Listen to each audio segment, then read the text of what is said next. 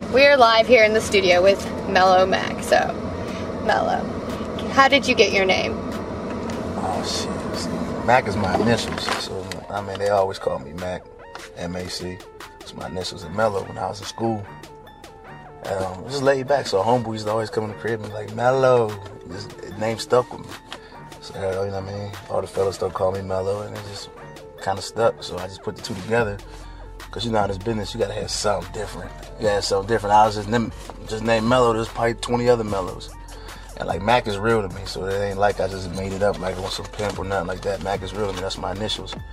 So my whole life, I was either called M-A-C or MC. You know what I'm saying? So it just kind of stuck with me.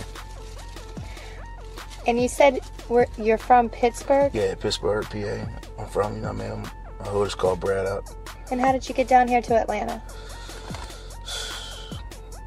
Hopped in my truck and drove down. No, for real.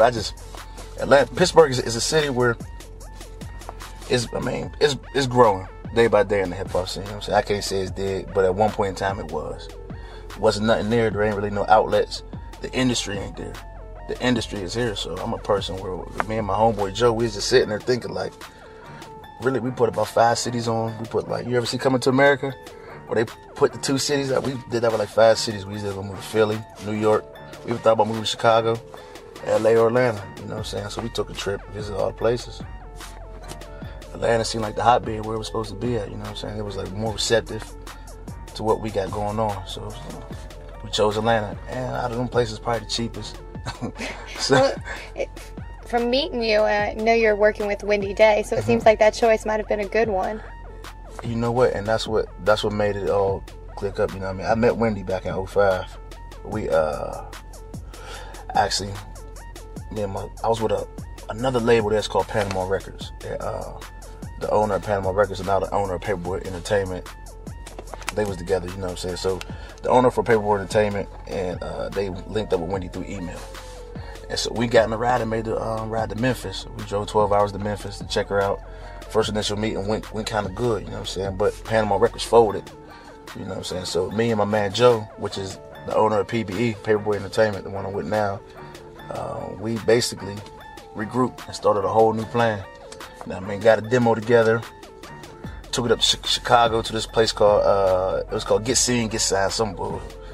They ganked us on it, but you know what I mean? We took it up there, got the feedback, and we sent that same CD to Wendy. And she was feeling it, so we shot down to A to come check her out because she was just moving to Atlanta. She was just moving to Atlanta too from Memphis. And from there on, we like linked up and you know, we got with her. She's supposed to work with us.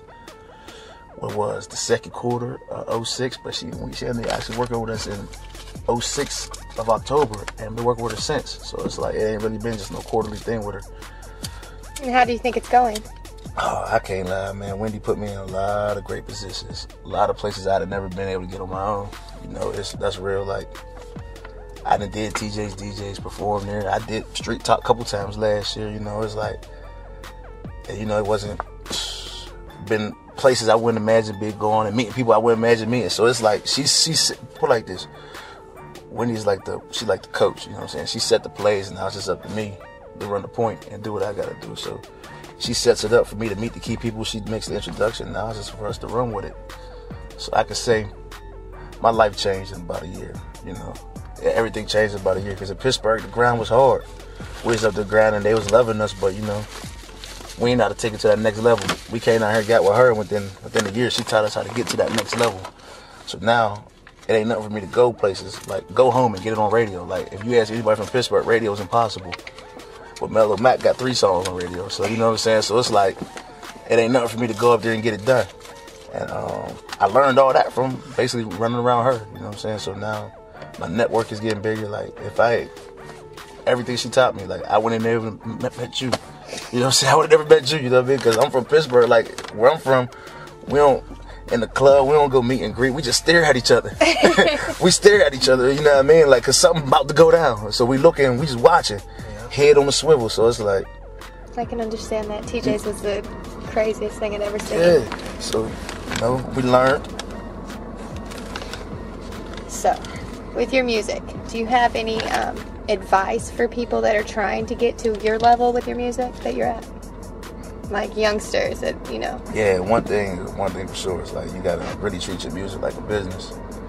Like a lot of people make songs and they just make it for their homeboys, and they don't, like, people are scared to like really jump into their little artistic, you know what I mean? People ain't being artistic. People are scared to go outside their own box. I say that first off, do you, don't do nobody else, do you? Because at the end of the day, you're selling yourself, you know what I'm saying? You can't be the next somebody else, because that means you're only in second place. All they gonna remember is that first place. I'm pretty sure we all hear songs on the radio right now that we look at like, that sound like that. So that's the second or third one of that, you know what I'm saying? And now you like, I like the first one better from the original artist. So that's the rule number one, I think, is just do you.